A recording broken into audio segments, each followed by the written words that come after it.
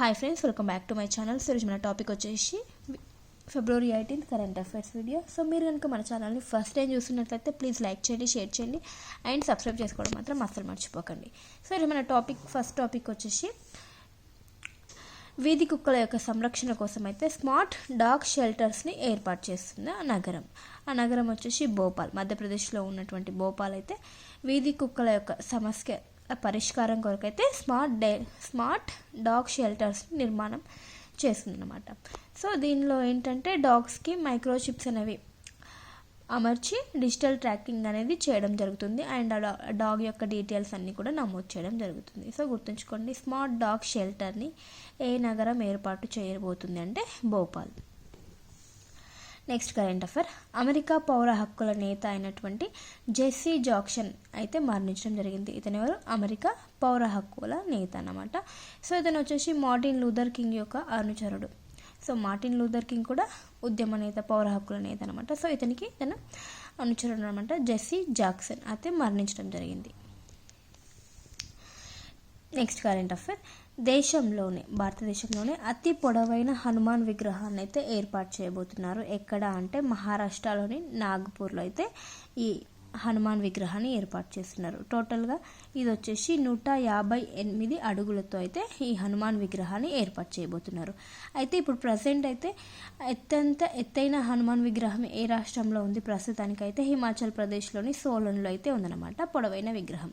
So ఇది నాగపూర్లో ఈ విగ్రహం వచ్చేసి త్వరలోనే వితిన్ కొన్ని మంత్స్లోనే పూర్తి కాబోతుంది. సో అది కంప్లీట్ అయిన తర్వాత మహారాష్ట్రలో ఉన్నటువంటి విగ్రహమే అత్యంత పొడవైన విగ్రహంగా నిలవనుందనమాట, హనుమాన్ విగ్రహం. నెక్స్ట్ కరెంట్ అఫైర్ వచ్చేసి భారత్కి అండ్ ఫ్రాన్స్కి మధ్య వ్యూహాత్మక భాగస్వామ్యం. సో రీసెంట్గా వచ్చేసి ఫ్రాన్స్ అధ్యక్షుడు అయినటువంటి ఇమాన్యుయల్ మెక్రాన్ గారు అయితే భారత్కి రావడం జరిగింది కదా పర్యటన నిమిత్తం అండ్ కొన్ని సమ్మిట్లో కూడా పాల్గొన్నాడు. సో ఇప్పుడు మనకు భారత్కి మరియు ఫ్రాన్స్కి మధ్య ఏ ఒప్పందాలు జరిగినాయో అవి గురించి తెలుసుకుందాం. టోటల్గా అయితే ఈ రెండు దేశాలకి మధ్య 21 ఒప్పందాలు జరిగినాయి. సో అందులో కొన్ని ఇంపార్టెంట్ చూస్తే కనుక హ్యామర్ క్షిపణి. సో ఈ హ్యామర్ క్షిపణి ఏదైతే ఉందో భారత్లో ఉత్పత్తి చేయడానికైతే ఒక ఒప్పందం కుదిరిందనమాట. సో ఉత్పత్తి చేయడానికి ఒక ఒప్పందం.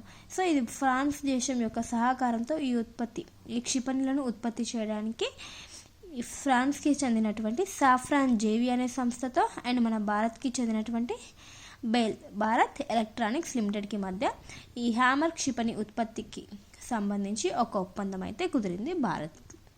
నెక్స్ట్ వచ్చేసి ప్రైవేట్ హెలికాప్టర్ అసెంబ్లీ లైన్ని ప్రారంభించారనమాట ప్రధానమంత్రి Narendra Modi and Emmanuel Macron. వర్చువల్గా అయితే ఈ H125 ఫ్రాన్స్కి చెందినటువంటి H125 private helicopter assembly line అయితే వర్చువల్గా ప్రారంభించడం జరిగిందనమాట ఈ H125 హెలికాప్టర్ ఉత్పత్తి కొరకు. సో మరి ఈ ప్రైవేట్ హెలికాప్టర్ అసెంబ్లీ లైన్ని ఎక్కడ ప్రారంభించారంటే కర్ణాటకలోని వేమగల్ అయితే ఈ ఉత్పత్తి కేంద్రాన్ని అయితే ప్రారంభించడం జరిగింది. సో ప్రధానమంత్రి నరేంద్ర మోదీ గారు అండ్ ఫ్రాన్స్ అధ్యక్షుడు ఇమాన్యుయల్ మెక్రాన్ గారు అయితే వర్చువల్గా ప్రారంభించారు. అండ్ ఇంకోటి ఏంటంటే 2026 ఇయర్ను ఇండియా ఫ్రాన్స్ ఇన్నోవేషన్ ఇయర్గా కూడా ప్రకటించారన్నమాట.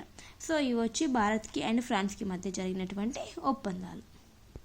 Next current affair, exercise melon 2026. So మరి ఈ ఎక్సర్సైజ్ మిలన్ వచ్చేసి నావికా దళానికి సంబంధించినటువంటి విన్యాసం అనమాట. సో ఎవరు ఈ విన్యాసాన్ని కండక్ట్ చేశారంటే ఇండియన్ నేవీ కండక్ట్ చేస్తుంది నావికా విన్యాసం. సో మరి ఈ 2026కి ఎవరు హోస్ట్ చేస్తున్నారంటే వేదిక ఎక్కడంటే విశాఖపట్నంలో అయితే ఈ మిలన్ విన్యాసం అయితే జరగనుందనమాట. February 15th నుంచి అయితే 25th వరకు ఈ విన్యాసం అనేది జరుగుతుంది. సో ఎవ్రీ 2 yearsకి ఒకసారి అయితే ఈ విన్యాసం జరుగుతుంది. మరి ఇప్పుడు ప్రజెంట్ ఎన్నవ ఎడిషన్ అంటే 13వ ఎడిషన్. ఇందులో వచ్చేసి 70కి పైగా దేశాల యొక్క యుద్ధ నౌకలవన్నీ పాల్గొంటాయన్నమాట ఈ ఎక్సర్సైజ్ మిలన్లో. అండ్ భారత్ తరపున వచ్చేసి INS విక్రాంత్ వచ్చేసి మన భారత్ తరపున ఈ ఎక్సర్సైజ్ మిలన్లో పాల్గొంటుంది. ఎక్సర్సైజ్ మిలన్ నావికా దళానికి సంబంధించిన విన్యాసం. నెక్స్ట్ కరెంట్ అఫైర్ వచ్చేసి IIT ధన్బాద్ హరిత గ్రీన్ హైడ్రోజన్కి సంబంధించి ఒక అభివృద్ధిని అయితే చేయడం జరిగింది. అదేంటంటే గ్రీన్ హైడ్రోజన్ ఉత్పత్తి కొరకు ఒక చౌకైన పదార్థాన్ని అభివృద్ధి చేసింది. సో గ్రీన్ హైడ్రోజన్ ఉత్పత్తి ప్రాసెస్లో అంటే ఈ ఉత్పత్తి చేయడానికి అవసరమయ్యే ఒక పదార్థాన్ని అయితే చౌకైన పదార్థాన్ని అభివృద్ధి చేసిందనమాట. సో అసమర్థ ఎలక్ట్రోడ్. ఇక్కడ ఏంటంటే ఈ ఎలక్ట్రోడ్ని యూజ్ చేసి అత్యంత తక్కువ ఖర్చులో మనం గ్రీన్ హైడ్రోజన్ని ఉత్పత్తి చేయొచ్చు అనమాట. సో ఈ ఎలక్ట్రోడ్లో వేటిని వాడతారంటే మొలిబ్డినం, వనాడియం, సల్ఫర్, కార్బన్ వీటన్నింటిని ఉపయోగించి ఉత్ప్రేరకమాన్ని తయారు చేస్తారు. సో దీన్ని యూజ్ చేసుకొని అతి తక్కువ ఖర్చులో గ్రీన్ హైడ్రోజన్ అనేది ఉత్పత్తి చేయవచ్చంట. సో ఈ యొక్క ఇన్నోవేషన్ ఎవరు చేశారు? ఐఐటి ధన్బాద్కి చెందిన వారైతే చేయడం జరిగిందనమాట.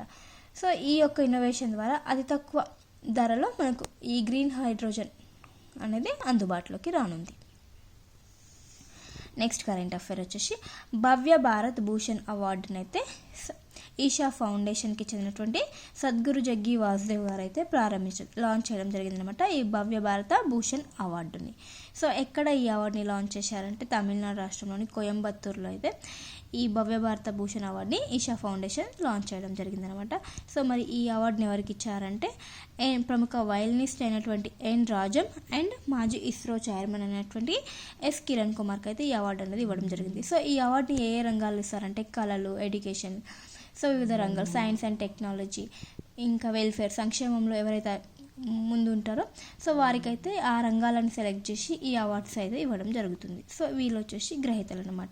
భవ్య భారత భూషణ్ అవార్డ్ని ఫస్ట్ టైం లాంచ్ చేసి అవార్డ్ని కూడా ఇవ్వడం జరిగిందనమాట. సో ఇవ్వండి ఫ్రెండ్స్ February 18కి సంబంధించిన ఇంపార్టెంట్ కరెంట్ అఫైర్స్. మీకు కనుక వీడియో నచ్చినట్లయితే ప్లీజ్ లైక్ చేయండి, షేర్ చేయండి అండ్ సబ్స్క్రైబ్ చేసుకోవడం మాత్రం అస్సలు మర్చిపోకండి. పీడిఎఫ్స్ కోసం మన టెలిగ్రామ్ ఛానల్ని ఫాలో అవ్వండి. లింక్ని నేను డిస్క్రిప్షన్లో ఇస్తాను. Thank you for watching. Bye bye.